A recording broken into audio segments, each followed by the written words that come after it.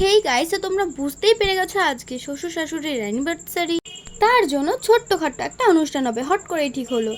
তার জন্য তো আমার ঘরটা গোছাতে হবে। এই দেখো আমার ঘরের অবস্থা, এতটাই বিচ্ছিরি অবস্থা আমার ঘরের।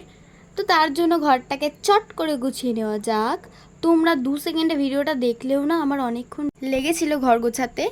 আমার ঘরের পিছনে একটা ঘর আছে, ছোট্ট মতো রান্নাঘর অ্যাটাচ করা, সেটাকেও আজকে পরিষ্কার করেছি। বিয়ের পর আমি কোনো দিনও ওটাকে ইউজ করিনি, তো এবার ইউজ করব, তার জন্য পরিষ্কার করে নিয়েছি। আর এই দেখো, তোমাদেরকে পুরো সাজিয়ে গুছিয়ে দেখেছি। কোথায় যাবে এবার দেখাবো, চলো। আমি আর পাশের বাড়ি আন্টি প্রথমে রিস্কায় উঠে গেছি, তারপর প্রথমেই চলে গেছি কেক নিতে। এটা মন জিনিসে, কিন্তু আমরা মিওমরে গিয়ে কেক নিয়ে নিয়েছিলাম। তারপর এখান থেকে মালা নিয়েছি, ফুল নিয়েছি বাবা মায়ের জন্য। এখান থেকে ভালো রকম রসগোল্লা নিয়ে নিয়েছিলাম গরম গরম। তারপর স্প্রাইট নিয়েছিলাম, বেলুন নিয়েছিলাম, লজেন নিয়েছিলাম। তারপর সঙ্গে সঙ্গে তো বাড়িতে এসে ঘরটা সাজিয়ে নিলাম। তোমরা কে কে সাহস পেয়েছো শ্বশুর শাশুড়ি অ্যানিভার্সারি কর? Happy anniversary. ওটা ফাটিয়ে দাও, ওটা ফাটিয়ে দাও।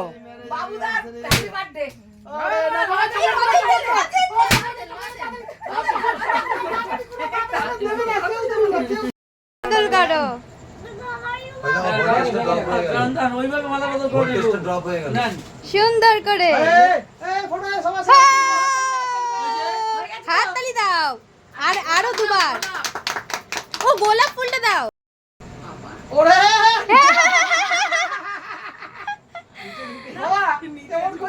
লাভ ইউ বলো, লাভ ইউ বলো, এটা বললে না। হাঁটু গাড়তে হবে না, হাইট এমনিতেই কম আছে। থ্যাংক ইউ বলতে নাও এবার একটু কেকটা দাও দাও। পূজা করে চুকুরানি মনে করে আসো। বুঝাছো?